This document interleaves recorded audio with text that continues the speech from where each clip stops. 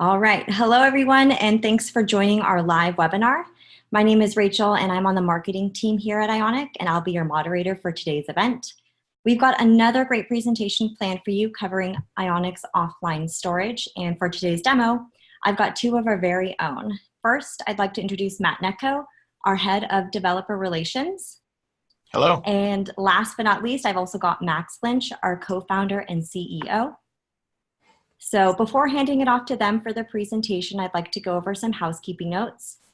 Today's webinar is being recorded. We're going to share a link to the presentation after the event is finished, and you'll be able to revisit this content later or share it with your colleagues. And the presentation will be about 50 minutes long, and the remaining time will be used to answer your questions. So during the event, please submit your comments and questions in the question and answer chat box on your screen, and we'll get to as many as we can after the event. So with all of that said, I'd like to pass it over to Matt and Max for their presentation. Thanks, guys. Thanks, Rachel. All right. Hey, everyone. Matt here and Max, as Rachel said. Let's get right to it. We've got an action-packed agenda today covering our new offline storage solution.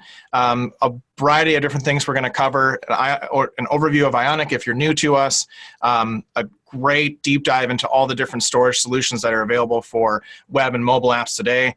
Talking about, of course, what we're all here for, our new offline storage solution, a live demo on a real device today as well, and then we'll have plenty of time, as Rachel mentioned, for Q&A at the end. So leave your questions on the sidebar, and we will get to those at the end. So let's get right to it. So for those of you that may or may not know about Ionic and what we're known for, primarily you may have heard of us via the Ionic Framework. And what this is our mobile-ready UI, over 100 UI components that work anywhere, any platform, any device, any framework, all built on top of web technologies, HTML, JavaScript, CSS, and the great impact here is you're able to use your web development skills to build apps that work on iOS, Android, Electron for desktop, progressive web apps, and of course, mobile and desktop web. And using this framework, you're able to build these apps with just one code base and deploy them to all the different platforms without any compromises either. You can access full native APIs like the camera, Bluetooth, geolocation, any features that you want on any native device, especially iOS and Android. And you may have heard of what this kind of architecture looks like, being the hybrid app development approach, right? So again, here we're using web technologies, and what we're doing with our apps is when we deploy them onto iOS or Android, for example, we take them and embed them inside of essentially an embedded browser within that native app shell. So to your end users, it's a native app, right? You get full functionality and can use that code base that automatically styles itself, all the UI components on iOS, Android, or whatever platform you're running on, without having to rewrite all that app logic. You can just focus on building your core business or core apps functionality. Additionally, again, you can access all your native device capabilities via native plugins, and all of which are available with a couple different native runtimes, the open source Cordova or Capacitor projects, and of course, deploy them all to your app stores, desktop with Electron, and on the web. So that's just a brief overview of who we are and what we do. Next up, and really what we're going to focus on today is, really thinking about if you're a team today building really any kind of app, at some point you're going to run into a situation where you need to store data, access it, manipulate it, tweak it, and sync it with a cloud, for example. And so we're going to talk about, to start, some of these checklist items of when you're exploring the market and what's available, a variety of different items that you'd want to look at when you're evaluating different storage solutions. So here's the quick rundown of what they are, and we're going to talk about, Max and I are going to talk about different ones and compare them based on this checklist and bullet points. So you've got things like web, mobile, and desktop support, whether or not you can do strong encryption on devices as well when you're storing that data, and as well as fast, reliable offline access. So of course, no matter where you are in the world, there's situations where you want to be able to still work in your app and have your end users work and change your data and be able to sync that offline when they are back on and have internet. as well as being able to have advanced query support, especially if you're building data-driven apps. There, you want to have solutions that can handle the use cases that you're building today. And of course, we can't forget, you want something that's going to be around and backed and supported by a company, whether you're talking about new features or bug fixes.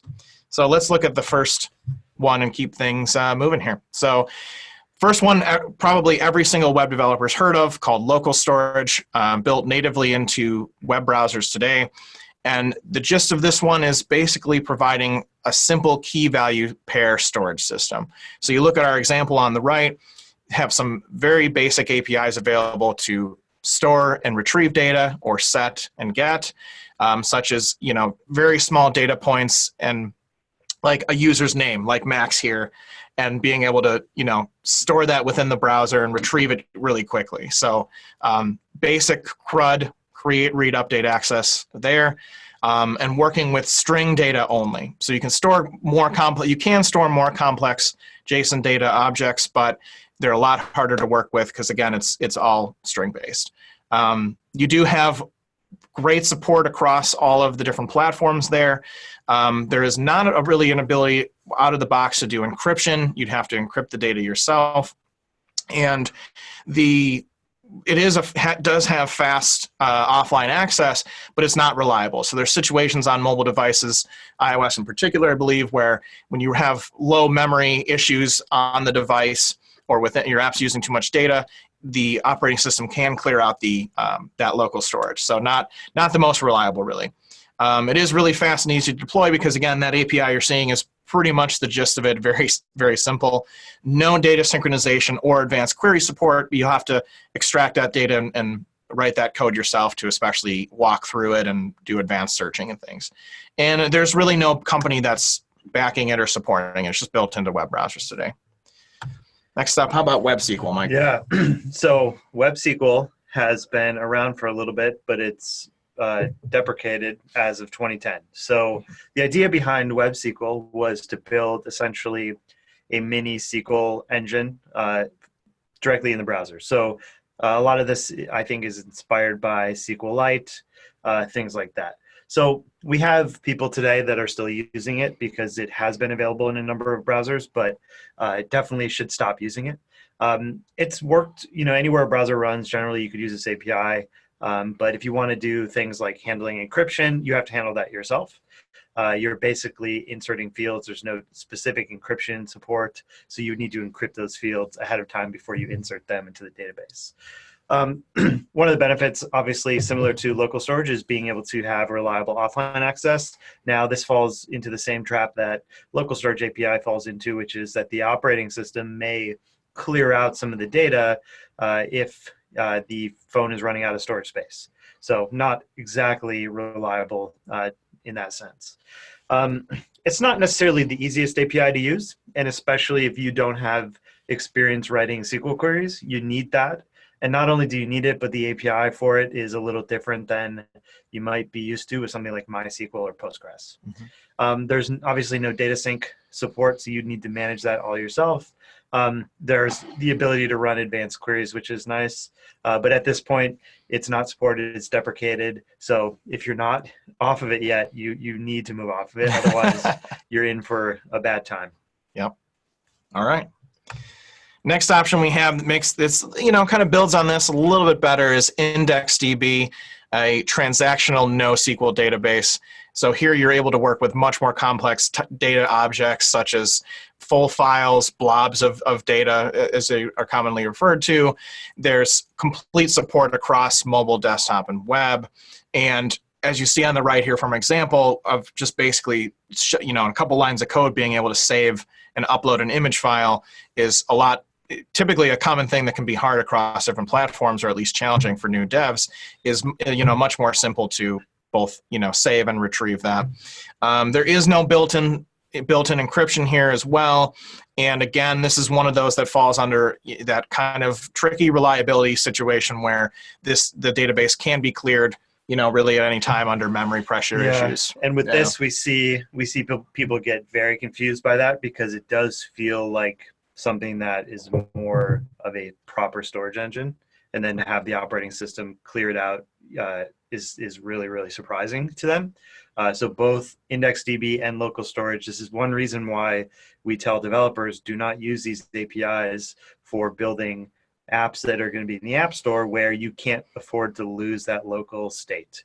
If you can and you're okay rebuilding it, then it's fine. But if you rely on that, do not use these APIs because they could be cleared out. Yep. And more to the point, I think, do you want to have to write that logic to recover from those situations, when the app starts up or is interrupted, and that just takes away from building the main purpose of your app. So yeah, not as great. And of course, again, there is better, easier deployment with this one, but as Max said, there's a lot of drawbacks with lack of data synchronization. Again, there's no company backing or supporting it. It is a little bit easier to work with advanced query support and a little simpler API. And, just a few more thoughts on IndexDB because this is a very popular choice. There's two problems I see with it. So the first one is the API looks simple, but when you actually get down to working with it, it's not that simple, especially for things like queries. It's not as modernized in the sense that I would think a typical JavaScript developer today would expect async await, all that stuff, to the API really to be designed around async await and promises. And you don't get that impression with this API. And then for me, I've personally found that I don't like that I'm using what looks and feels like a proper storage engine, but it's storing it in a black box. In my opinion, if I'm going to go through the trouble of building out a powerful local offline data storage solution, I want it to be using a file and having control over that file. So that's one thing that's great about something like SQLite and our solution, which we'll talk about, is you actually have a file that you can move around, you can import it to pre-filled data, but you can't really do that with IndexDB because it's stored in an obscure location inside of the actual browser's data. It's one of the things I really don't like about it. All right. What about SQLite though, Max? We got a transactional SQL database. Also, this one actually is file-based, so kind of getting there, a little bit better. But what are some pros and cons? Yeah, SQLite is great. It is available on pretty much every single mobile device ever made. It's got support for desktop in many cases. You can generally use it there without any issues. So really, really great embedded database. It is essentially a SQL. You could think of it as a mini SQL server that just runs in a flat file, or a file, not a flat file, but a file on a disk. So SQL's great. SQLite's great. The downside is you still need to know SQL. And not only do you need to know SQL, but in my opinion, SQLite's dialect of SQL is a little strange. And if you're familiar with MySQL or Postgres, again, you'll find doing things like administrative tasks, whatever, with SQLite can be a little difficult. Of course, there's no strong encryption built in. There are ways to add encryption support to SQLite, but they require using third-party plugins, including a number which are non-free, so that's not an official solution. You would still need to encrypt that data in advance. You could either have something that encrypts a file or encrypts individual keys. It's fast, generally fast. It isn't necessarily optimized for every single use case out of the box, so some people find that it's not fast enough for their use case, but generally it performs well. This makes it good for offline data access. Running advanced queries is as easy as writing a SQL query that gets does what you need to do on the query side. And generally this is an open source solution. So while it's available on pretty much any device that you'll run on, good luck getting any extra help for using it. Okay. All right. So we've covered a bunch of different options that are freely available and have their pros and cons. But now, really, for serious teams building, especially heavy data-driven apps, those really just don't stand up to par, right? And so today we're excited to dig into Ionic Offline Storage, our new solution for Ionic Enterprise Native. You want to? Yeah. So offline storage, we're really, really excited about it. It basically solves a number of problems that Ionic developers have been bringing up to us since the beginning of time. The biggest one is there's on-device data encryption. So you don't need to worry about trying to configure something with SQLite. That's a huge pain. Encryption just works out of the box. You can trust that it's reliable and secure. The query engine doesn't require you to know SQL. In fact, it's a really, really great like chained JavaScript API for running queries in a very NoSQL fashion. So you don't need to know SQL, which is great. We'll talk a little bit towards the end about how there is deep integration with Couchbase Server, and we'll dig into how that works, why that works. And this plugin, the solution, is built and supported entirely by Ionic. We have built a powerful JavaScript API. So the API is a little different than a traditional something like a SQLite plugin. It's actually a rich JavaScript API, so you don't necessarily even need to know that you're working through a native plugin underneath.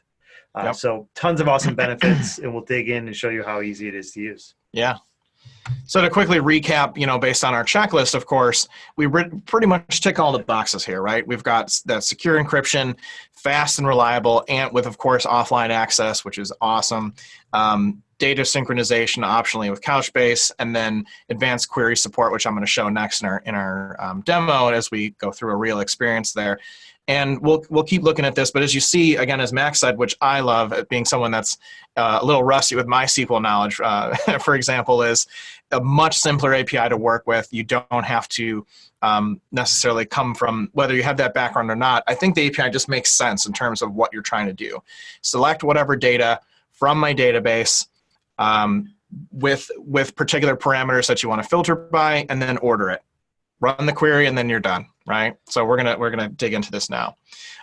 So with that, I'm gonna switch over to my demo. I've got we're gonna build out an advanced search experience, the real use case that I think a typical company would love to see. I'm gonna switch over to our editor here, and I'm running this on my iOS device. So on the right, we have my sample app here. Before we kind of look at that, and actually if you wanted to briefly talk about it, today I'm using Ionic Studio, which is another great new product of ours. Maybe you want to give like a quick 10-second spiel on it. We're not going to really focus on it, but I'm going to use it to kind of drive the demo as I do some coding. So. Yeah, Ionic Studio is a new product for us. We're just getting started with it. You could think of it as an IDE for building Ionic apps, but we see it as much more than that.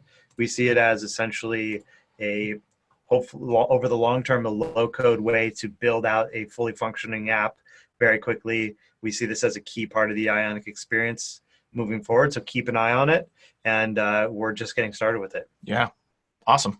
Okay, so back to our app experience. So think about what I really like to put this through, and what I've kind of built out here is, think about as a team, as a company. Maybe you have an internal application, and one of those features that you might have is, as a company, maybe you have thousands or hundreds of thousands of employees spread out across the globe. And what you want to be able to add to your app is a employee directory kind of experience, where you're able, as you see here, to search on the right and find maybe subject matter experts around the world. So maybe you're part of the sales team, and you're in a meeting and need to find and get someone that can ask a customer's technical question about one of your products, and they want that answer ASAP, and just frankly you need to find that expert, right? Well, managing that data and being able to provide that experience, again, where you might have shoddy cell service or other kind of situations, can be complex to build, right? You need to be able to load that data up and then build out an interface that's intuitive to use and fast to interact with. So what I've kind of done here, and what we'll add to a little bit, is build that experience. So we have a list of tons and tons of users within our company in a simple Ionic list scrolling type of widget. I built out a search bar at the top here, and as well as adding some filters. So what's really neat is we can search for any one particular user, maybe Noah, maybe Norman. We don't know who we're looking for, maybe.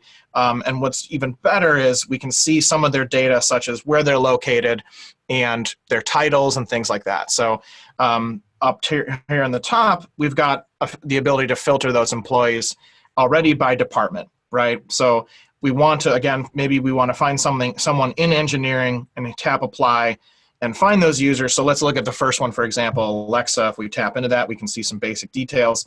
Okay, she's in engineering, but maybe, you know, that works okay, but what if we want to further refine that by what office location they're in? So that's what we're gonna add here, and I'm gonna talk about how this app is working as well. So we'll come back to that use case. Let's look at the details of how offline storage is powering this app example right now. So one of the things, just to save some time, honestly, and really it's really straightforward to get, it's very straightforward to get this installed. It's just really a simple native plugin with one command that we can install into the project. And to save time in that installation process, we're just going to skip that. We can easily import that into, in this case, I've got a service class in my Angular app here that's leveraging it and encapsulating all that logic that powers that search grid and the UI behind it. So let's kind of look at this in depth. So the first method I have here is, you know, in situation is initializing the database, right? So with just a few lines of code, we're able to import the offline storage solution and set it up, configuring a new database with a database name of employees in this case, open up a connection and start seeding our initial data that powers, in this case, the employee data. Optionally, and we're not going to cover this for time's sake today, but again, Max had mentioned we do have built-in encryption with it, which is awesome. You know, a single line to set our encryption key or GUID. And, you know, just to mention that in a real-world app, we of course wouldn't hard code this value here because it'd be exposed to the world. But in, you know, there's multiple strategies we could apply really easily to make sure that this is secured on a per user basis, such as automatically generating a unique encryption key per user once they authenticate and sign into the app, right? And we should talk a little bit more about that, because we have a companion product called Ionic Identity Vault, which essentially helps you store secure secrets such as encryption keys in the keychain or key store on Android. So essentially the most secure way to store those secrets in a way that they can only be accessed when you know you have the proper user, they've been authenticated through Face ID or Touch ID, you know, the other biometric signals, and it's fully encrypted at rest. So if you meaning are going on the device, not within your Ionic app, not within any mobile app, not in local storage, not in anything like that, right? So definitely take really a look at that if you want to use the encryption, because as Matt said, you should not put your encryption key directly in your code. You should use the keychain for that, and you can do that through Identity Vault. Yeah. So shame on me for doing that. No, okay. And then, you know, next up, kind of give more of background before we add this next little feature is, again, for sake of time and just ease of use to demonstrate the power of this, we want to really see the advanced querying and some of that, you know, the actual functionality. I'm seeding some data from a JSON object here, really quickly adding a bunch of different properties and values that power this employee directory search experience, right? With just a simple API, we're able to save new documents, as they're called in this nomenclature, mutable documents as it goes, and you know, use that and retrieve and display that data initially on app load. So we won't go into how that's displayed, but we'll actually see that in a little bit. But that's really straightforward. So we've set up the database.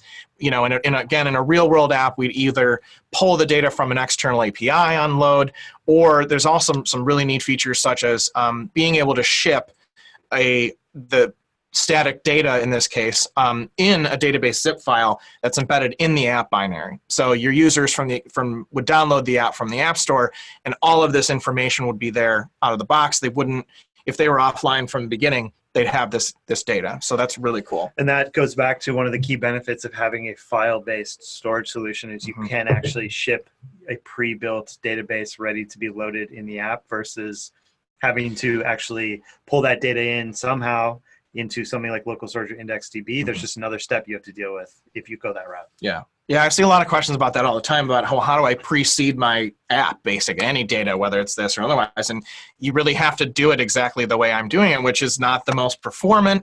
And of course, when you have those situations with offline, may not be possible or feasible, right? Your users might have already downloaded and had just maybe enough bandwidth to get the app in the first place, let alone, you know, set up that app in the first place. So cool. What I'm really excited to share next and kind of give a comparison of why this is so powerful is our MyFilter function, which is actually these few lines of code here that are powering this search experience, right? So what I'm doing is, from outside of this file, of course, there's some UI setup that we're going to lightly touch on, but it's not the main focus today. We're sending in our office, department, and first name filters. First name coming from our search menu here, and then, of course, the department field coming from this filter screen, right? So I'm going to actually clear that and apply it to everyone to clear that out. And you'll notice again from our slide example just how simple this is. All I'm doing is saying, give me all of the employee property fields, right, that we've already stored from our database, which is the second line. And then where it really gets fun and interesting, but also pretty straightforward without having to know, again, SQL or worry about any kind of brittle syntax, is our where clause, right? So what's great about that is we're just applying and implementing a really basic wildcard search and fuzzy searching that applies or not, depending on what filters the user selects, can handle all those different types of use cases, right? The other kind of really interesting method that I'm doing to format it in a like almost SQL-esque query down here is handling that wildcard statement. So this is the situation where, you know, if we have, if the user doesn't want to apply the filter, we're looking for that any keyword, or really just saying, don't even filter by department at all, filter on something else. We can handle that and send that into, you know, essentially what's being powered by Couchbase under the hood. And also using the percentage signs here, we enable that wildcard search experience. So normally, without having this out of the box to implement this, I'm going to show actually the conference app in a second. There's a heck of a lot more code involved to pull off the same thing that I've done in just 5 or 6 lines of code. Additionally, what's powering, what I'm really excited about is you'll notice that these department fields, you know, where did those come from, right? And what I was able to do here with this unique values field is say, let this data be driven dynamically.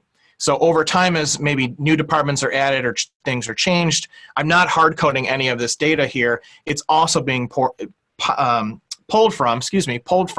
our database really easily in just a simple query. So here we're just saying, you know, and I made it dynamic so that if we want to, which we're going to do in a second, we're going to add the office filter, we can do that. I'm sending in the property name that I want. In this case, it's department. And I'm just saying, give me all the distinct records that you find across all the employees, and, you know, sort them, really just, that's it. And then sort them by ascending. So we get nice alphabetical order here, much like you'd expect in any kind of user experience. You know, nothing too fancy, but it's, you know, powerful, because as we add other filters down the line or make tweaks, we're not having to, you know, keep up with brittle code that's hard to maintain over time. So that's kind of cool. So next, let's actually look at, as a comparison to my simple query builder and search query here, let's look at another app example of ours, which is, pull that up. Okay. Our Ionic Conference app. So you may or may not be familiar with this. This is one of our example apps that mimics what a software development conference would look like, where you have speakers and schedules and things like that. Just as an example with actual code that you can see, this is all on GitHub. And this might look pretty familiar to you with this other example I just shared. We've got a search bar here that we can kind of filter. I'm interested in hungry, so I'm interested in breakfast there. We can clear that out. And look at that. We've got the ability to filter sessions. And so that looks very much like what I built on the other app.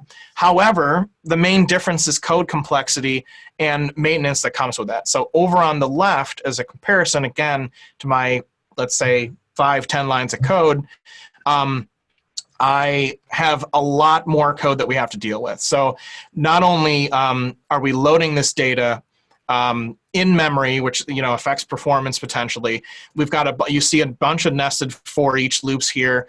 Talk about that big O notation and performance hit there.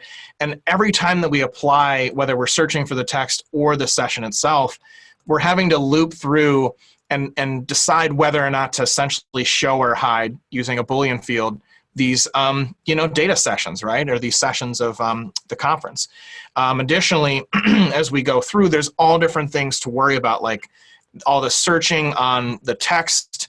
So thinking about like wildcard search searching in between fields. So if we have like getting started with Ionic, can I search with? Yes, I can, but with the code to do that is a little bit more complex than what we've seen out of the box with our offline storage plugin. So it goes on and on and on to finally say, determine should we hide this session or not, and goes through all these different rules. So maintaining that over time, as you can imagine, would be a lot more challenging if we go back to our app than with just a simple query that we can make tweaks to and maintain relatively easily.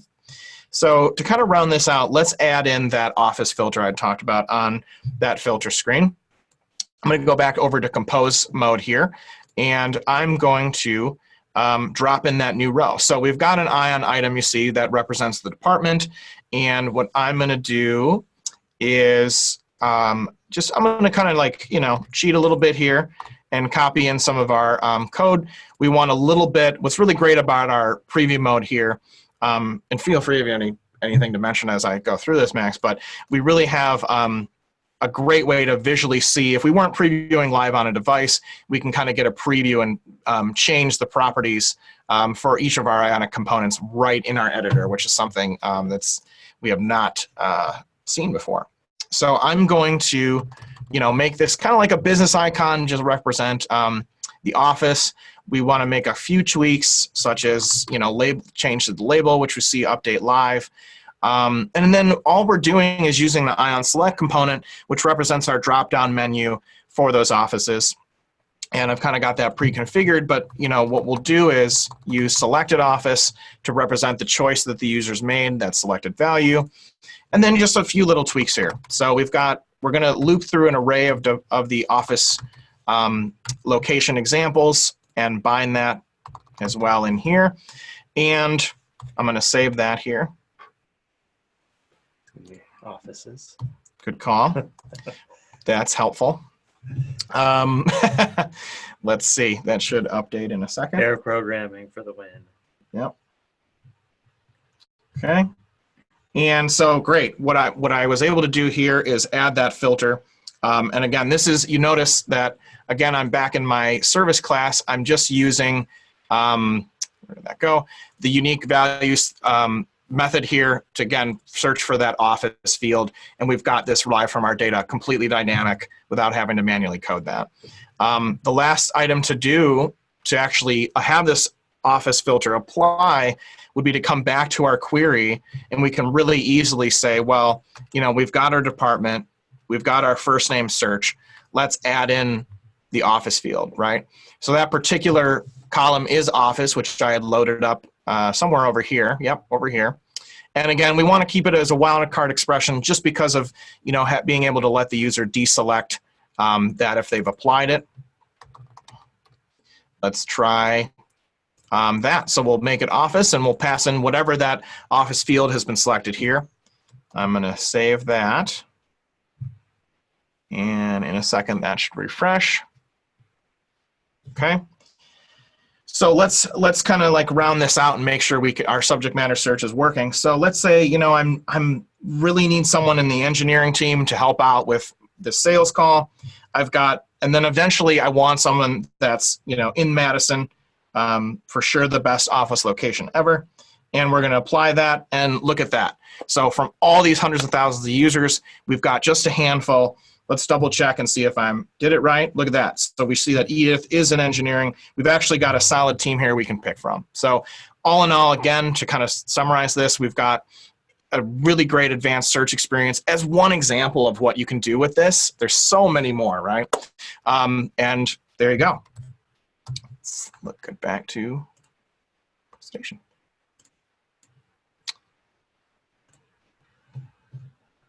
Cool. All right, so to kind of summarize our storage options again, the high-level points are we've got local storage, which again, very simple API to use, key value pair-based data access and retrieval and storage. Think about you're storing small bits of data that you aren't really worried about their reliability on, especially a mobile device, where you can lose them or not. Additionally, you've got Web SQL, which is deprecated. Just flat out don't use that one, right, Max? So that one, just no. Almost 10 years now that it's been deprecated, right? We've got Indexdb, which is more NoSQL, which is similar to offline storage in that it's NoSQL backed, so a little bit easier to use. But again, as I think Max had said, it's not as much more for modern devs in terms of like newer API functions like async await, like that kind of functionality. I believe that was. Yeah, and it's I find it to be the API is a little tricky and it's kind of a black box. So I tend to avoid it. Got it. And it has the same storage reliability issues as local storage. Yeah. And you've got SQLite, which is a little bit more faster and more reliable. But again, based on SQL, depending on your dev's knowledge, can be really challenging to work with, as well as more of a brittle API. You're passing in strings and having to format them, as we saw in that example. So really not the best. And last, of course, we've got Ionic Offline Storage that we just showed, which is our NoSQL, very fast, reliable, secure solution. So really to kind of summarize the power of this solution and what it provides is, you'll install this plugin, be able to have your users connect and sync their data, provide on-device encryption out of the box with a powerful query engine for writing all those types of scenarios, whether it's searching or otherwise, and know that your data on the device that you're pulling in, whether it's sensitive or not, is going to be secure as you deploy it out into the real world and with real world devices. Why don't you tell us about Couchbase? Yeah, so one of the wonderful things about this solution is it's powered by Couchbase Lite under the hood. So we've actually partnered up with the Couchbase team with Couchbase to help deliver a enterprise quality data storage solution that you can feel confident in, you can feel secure, and handles all that encryption that your app might need. So because it's based on Couchbase Lite, it has out of the box amazing integration with the whole suite of Couchbase server solutions. So you might already be using Couchbase, which in that case, this is an easy sell. You'll be able to connect with Sync Gateway for doing powerful synchronization, including being able to have support for peer-to-peer and other types of sync scenarios. And if you're using Couchbase Server, then all those services work together. So you'll be able to continue to use your actual database storage engine, have it sync very easily and things like that. If you're not using that today, well, you should definitely take a look because this works out of the box with it. And it's one of the best ways to get advanced synchronization, especially for offline use cases where you're dealing with conflicts, you're dealing with changes that happen on one device that haven't been synced for a while, that maybe have a lot of data that needs to be resynced. There's a lot of really hard problems around offline data synchronization and things like that. And Couchbase has solved those, which is really great. If you don't need to use Couchbase at all, then you can use this plugin on its own without needing to change your server side at all. You would just need to know that you'll have to build that synchronization stuff yourself, but the plugin will make it easy to kind of know when things have changed, when things happen. So, but really, really excited to be working with Couchbase on this. They've built an awesome solution in Couchbase Lite.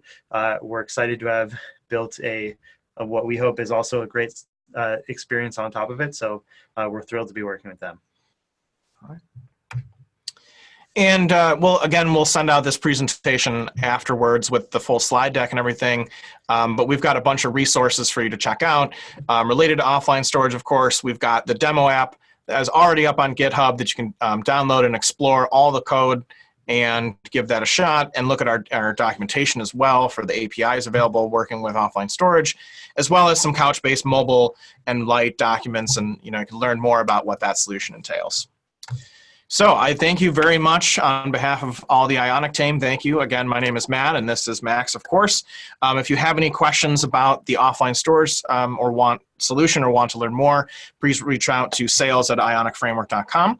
And now let's take a few minutes and answer some questions. So let's pull that up. Sounds like we had a few people posting questions in chat. If you posted your question in chat, please post that in the QA box. Yeah, feel free as we're answering these. If something comes up, we're going to be around for a few more minutes. So perfect. Let's see. Can you do SQL statements if you want to? I actually I think you can. It's not going to be easy through our plugin. It's not supported out of the box with the plugin. However, if you are not using the encryption features, you can still open it up in a valid in SQLite, because it is the data storage underneath is SQLite, but it's not going to be easy to work with. So I'm just going to say no, don't do that. But if you really, really needed to, you could. Mm-hmm. Okay. How about this one? Is web support already here? It is not. It's something we are working on. If you have any specific needs, we would love to learn more about what those are, but it's not quite done yet. Mm-hmm. Okay. What is the difference between the new offline storage solution and the existing Ionic storage component? So for those of you, you likely know that we've had a simple offline storage library, or sorry, Ionic storage library. That effectively switched between using whatever available storage engine was available at runtime. And so we built that in a probably a number of years ago, when it wasn't as obvious what storage engines were available under the hood. So something like Indexdb didn't have great support on iOS. So Ionic Storage was a simple key value API, and on top of that, that would select the best engine, but give you kind of a seamless experience, so you didn't have to think about it. So that did not solve any query problem. So that API is not for running any kind of advanced queries. It's still largely string-based, so you're not able to store rich data. You're not able to really easily store blobs, things like that. There's no support for encryption, and it still suffers from the downsides that we listed here, where if you're using Ionic Storage and it's using local storage or Indexdb, well, the operating system might clear that data out. So that was really, I think about our Ionic Storage library as a compatibility layer for some of the cross-browser issues that used to exist, that really are kind of not as big of an issue today. And so we definitely think this solves a very different problem, takes it to the next level. Yep. But you might be fine with just the Ionic Storage solution, and if that's the case, and have at it. Mm-hmm. All right. How much in terms of how much data can we store offline, would you say? As much as you are able to. Mm-hmm. So you basically... No restrictions, I believe, right? It's based on the device memory. Yeah, so you have... Essentially, you're storing it on the file system. So as long as the operating system lets you store more and more data, then you're good. Cool. Is Ionic Offline Storage compatible with Couchbase or just Couchbase on the server side? It is not compatible with Couchbase. It is compatible with Couchbase Server. Keep in mind, I am not a representative for Couchbase, so don't take that as the official word. But my understanding is Couchbase is incompatible with Couchbase. Yep. Okay, so one of the other benefits that we didn't mention, there's a question here from David: are the queries indexed for performance? So there's a few really, really great benefits to using this storage solution, which is the ability to index fields. So you'll have fast lookups for things that you maybe use sort on frequently, or you look up frequently. So there's index support. There's also full text search support. So being able to actually index documents and search them very quickly using a full text engine. And this is something that you don't get with the other storage engines, because you have to build a full text search pipeline that properly processes text documents, builds like an inverted index. It's been a while since I've worked on full text search, but it's a specialized problem. So this library has it out of the box. Yep.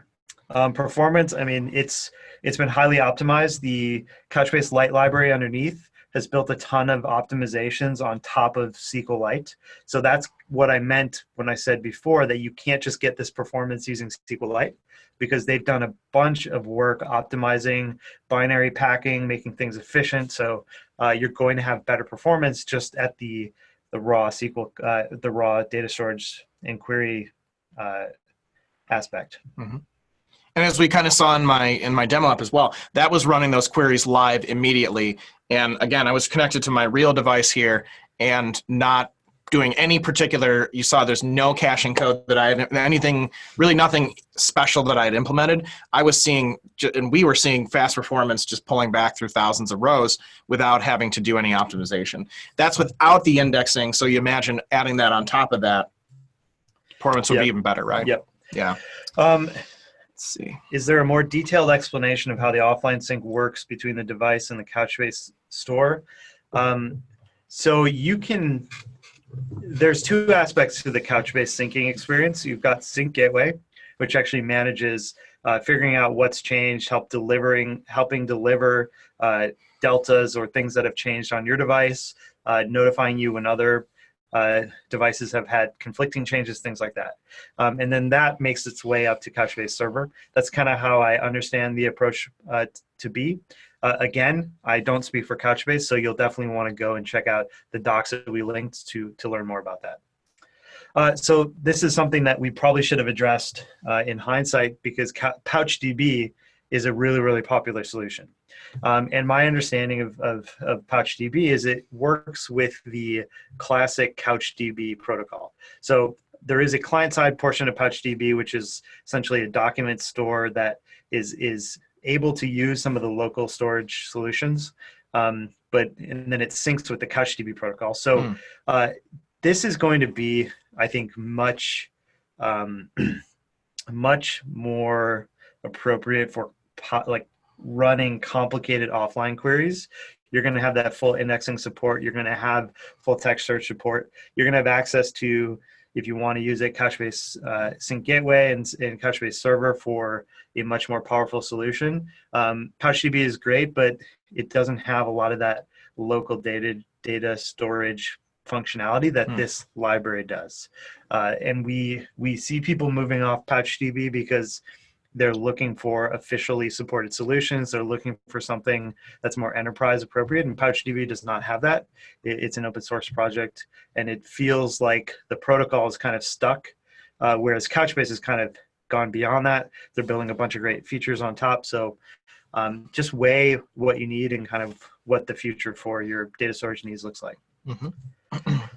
How about using it for offline media file storage? So I imagine they're talking about images, videos, what have you. Yeah, so there's blob storage support, being able to just store actually files in the data store. I think it's a fine solution for that. Generally, you might be fine with just storing those directly on the file system and storing a reference, like a file path to it, but it could be used for both. Is this available in Capacitor? It is available in Capacitor. It is. Yep. Will secure storage still be an option? So secure storage, I think they're meaning Identity Vault.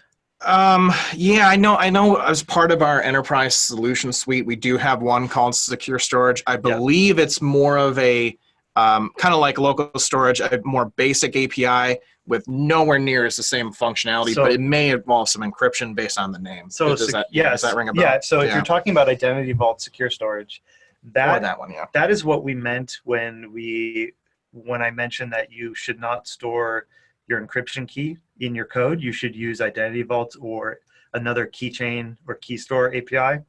That's what secure storage is. It's a simple API on top of the keychain or key store that lets you store encrypted little bits of data.